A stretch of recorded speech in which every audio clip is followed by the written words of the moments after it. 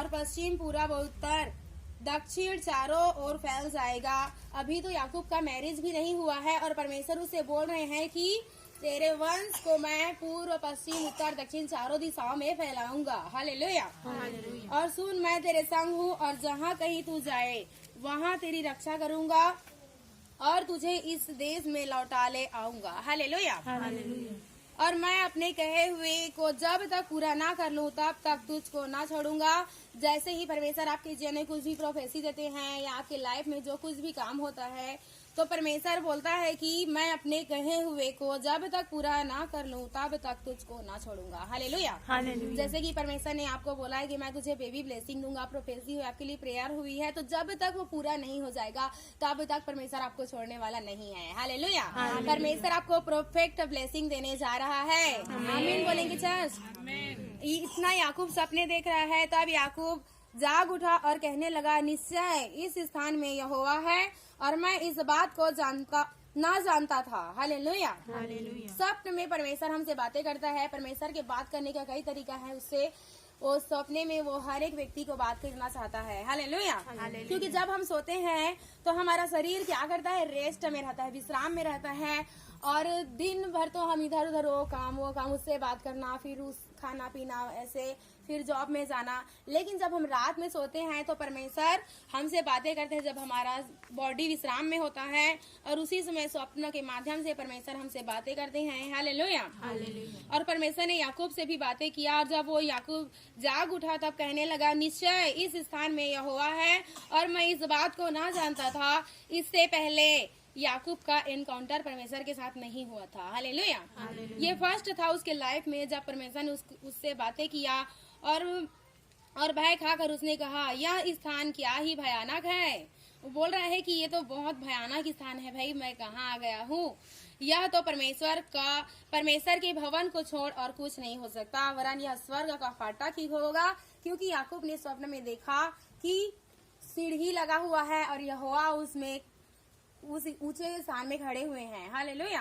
और वो बोल रहा है कि यह तो परमेश्वर के भवन को छोड़ और कुछ नहीं हो सकता, वरन यह स्वर्ग का फाटक ही होगा। भोर को याकूब उठा और अपने तकिए का पत्थर लेकर उसका खंभा खड़ा किया और उसके सिरे पर तेल डाल दिया, और उसने उस स्थान का नाम बेतेल रखा।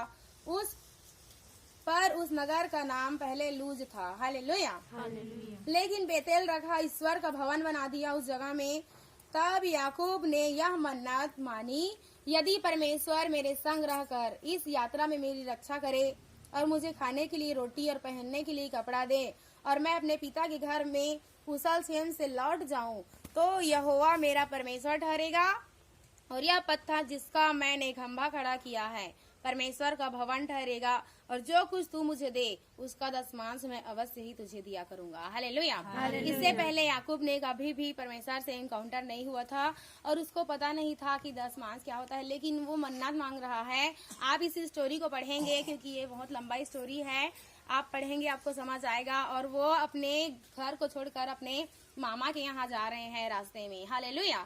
जब परमेश्वर ने उसे स्वप्न के माध्यम से बातें किया, तब उसका स्पिरिचुअल आइस ओपन हो गया, स्पिरिचुअल बुद्धि भी खुल गया, और तब वो मन्नत मांग रहा है कि मन्नत मानी, यदि परमेश्वर मेरे संग रहकर इस यात्रा में मेरी रक्षा करे और मुझे खाने के लिए रोटी दे और पहनने के लिए कपड़ा दे और मैं अपने पिता के घर में कुशल क्षेम से लौट आऊं, तो यहोवा मेरा परमेश्वर ठहरेगा और यह पत्थर जिसका मैंने खंभा खड़ा किया है परमेश्वर का भवन ठहरेगा, और जो कुछ तू मुझे दे उसका दशमांश मैं अवश्य ही तुझे दिया करूंगा। हालेलुया। इससे पहले याकूब को यह पता नहीं था कि मैं कहाँ कैसे स्थान में जा रहा हूँ, मैं वापस लौट के आऊंगा भी कि नहीं, मैं अपने माँ पापा को फिर देख पाऊंगा कि नहीं।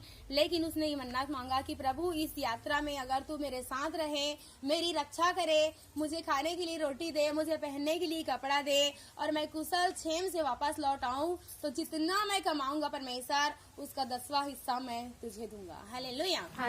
और जब ऐसे परमेश्वर ने उन्होंने मन्नत को माना, तो जब हम आगे पढ़ते हैं तो परमेश्वर ने उसे बहुत ब्लेस किया। उसको परमेश्वर ने 11 बच्चे के साथ, और उसकी वाइफ प्रेग्नेंट थी। हालेलुया। और बहुत सारे भेड़ बकरी बहुत सारे जानवरों के साथ परमेश्वर ने उसको ब्लेस किया।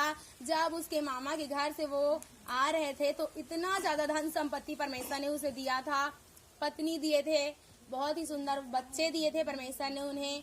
Hallelujah hallelujah. और याकूब ने जो मन्नत मांगा कि प्रभु जितना मेरे पास आएगा 10% मैं तुझे दूंगा, अपना ऑफरिंग मैं तुझे दूंगा खुदावन, और वैसे ही उसने दिया और परमेश्वर ने उसे बहुत ही ब्लेस किया। परदेश के देश में जिसे वो जानता भी नहीं था उस जगह परमेश्वर ने उसे ब्लेस किया उसके मन्नतों के कारण। Hallelujah hallelujah. और देखिए आपने परमेश्वर को जान लिया है तो आपकी लाइफ के लिए परमेश्वर ने बिगेस्ट ब्लेसिंग रखी हुई है, बड़ी योजनाओं को रखी हुई है। इसलिए आप परमेश्वर से आप मन्नत मांग सकते हैं। अगर आप कहीं जा रहे हैं, आपका काम नहीं बन रहा, तो आप परमेश्वर से मन्नत मांग सकते हैं। हम लोग जब गए थे खामरा चर्च से गए थे, परमेश्वर की दासी ने मन्नत मांगा था, प्रभु अगर हम मेरे बच्चे और मैं वहां से सुरक्षित आ गए तो हम आपके राज्य के लिए इतना देंगे, ऐसे करके उन्होंने मन्नत मांगा था। और मैंने